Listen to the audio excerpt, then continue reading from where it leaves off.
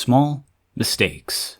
We all make them, but in certain situations, they can have catastrophic consequences. On September 18, 1980, an airman by the name of Dave Powell was working on a Titan II intercontinental ballistic missile.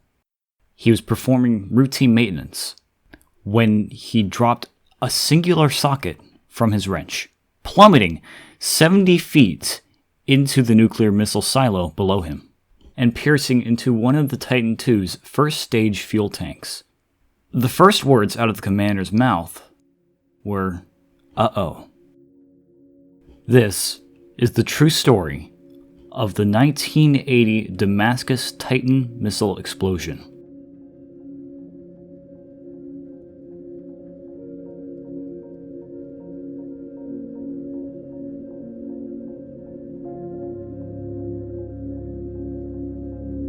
The Titan II Intercontinental Ballistic Missile, or ICBM for short, is a hydrazine-propelled two-stage missile with the capability to deliver nuclear payloads across oceans.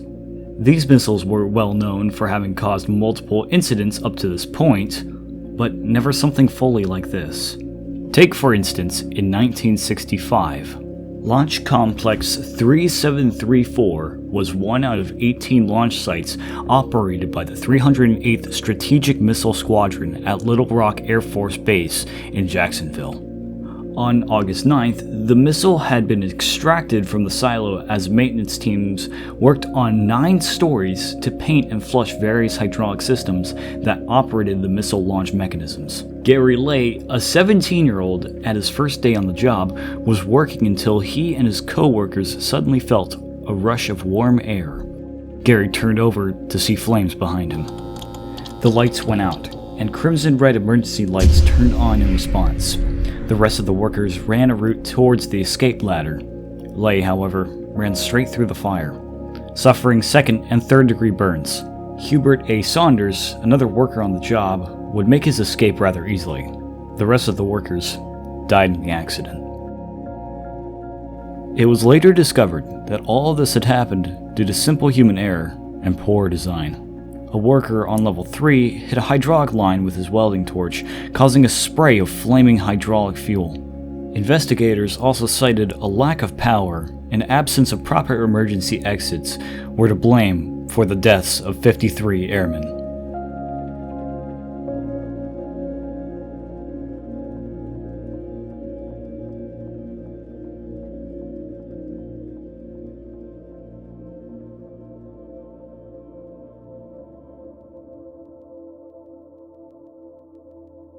Working as an airman in one of these facilities was one of the most dangerous jobs in the military at the time.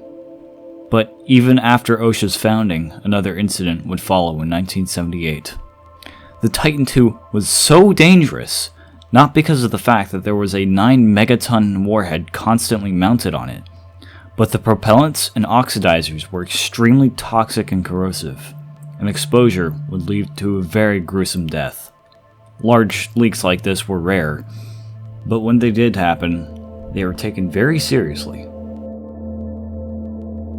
At 12 p.m. on August 24, 1978, 2 men operating as a propellant transfer team located on level 7 in the launch duct were finishing refueling of a Stage 1 oxidizer tank.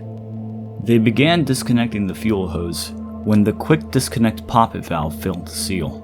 Immediately, 13,220 gallons of nitrogen tetroxide began to pour out, forcing them to drop the line.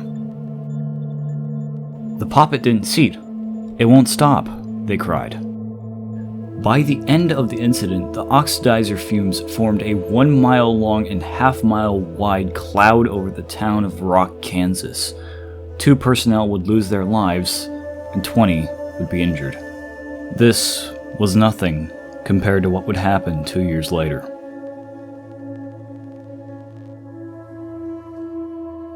This brings us to the same facility on September 18th, 1980, 6:30 p.m. It has been said that something as small as the flutter of a butterfly's wing can cause a typhoon halfway across the world. In this case, it was a relatively small 8-pound socket that tumbled 70 feet and struck the Stage 1 fuel tank of a Titan II ICBM. The commander formed a potential hazard team in response to the incident, and by 9 p.m., the Air Force personnel on base were evacuated. Just an hour later, Air Force security and local police evacuated nearby civilian residents, as the missile's status and its fuel leak were still unknown.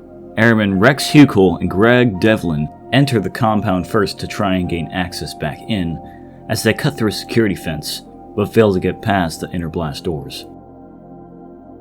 Sid King, the owner of a local radio station, had just sat down to eat dinner when he received a phone call.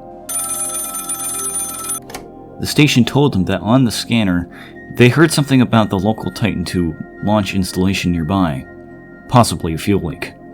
This was all too familiar. King got in his Dodge Omni and drove to the scene. He was greeted by the sheriff and some military personnel who told him that no other civilian evacuation was necessary. Word had quickly spread and a crowd of 30 journalists had formed at the gate. At 1 a.m., a helicopter and a bus full of personnel wearing rubberized protective gear walked into the silo. Senior Airman David Livingston and Sergeant Jeff K. Kennedy entered the launch complex a couple hours after to check airborne fuel concentrations. They were found to be at their maximum. They exited shortly after, sitting on the pavement outside. And at around 3:05 a.m., all hell broke loose. In a recent interview, King said, "If you saw the Beirut explosion recently, then you saw what happened that morning." End quote. For context, the Titan II held approximately 110,000 pounds of rocket fuel in total. This incident put millions of lives at risk due to the 9-megaton nuclear warhead I mentioned previously. The blast sent a 740-ton launch duct closure door 200 feet into the air and about 600 feet northeast of the complex. Sergeant Kennedy was blasted 150 feet backwards from the silo, breaking his leg. He miraculously survived. 21 others were injured. However, Livingston would die of his injuries. The entire state could have been lost. As for the warhead itself, its safety features thankfully worked as intended, preventing nuclear detonation. The warhead landed about 100 feet from the complex. 6 airmen were awarded for their efforts, including Livingston posthumously. In early October, cleanup operations gathered debris from 400 acres around the launch complex, and 100,000 gallons of contaminated water were pumped out of the silo. The estimated cost of repairs was at $225,322,670. Demolition and cleanup were estimated to cost around $20 million. The final decision was to seal the complex with soil, gravel, and other debris. A congressional inquiry ruled the Titan II missile program to continue operation until 1987. However, a modification to the Air Force's confidentiality policy was made. Civilians were to be made aware of possible orphan sources and accident sites. This would go on to be listed as one of the 32 Broken Arrow incidents. Until next time.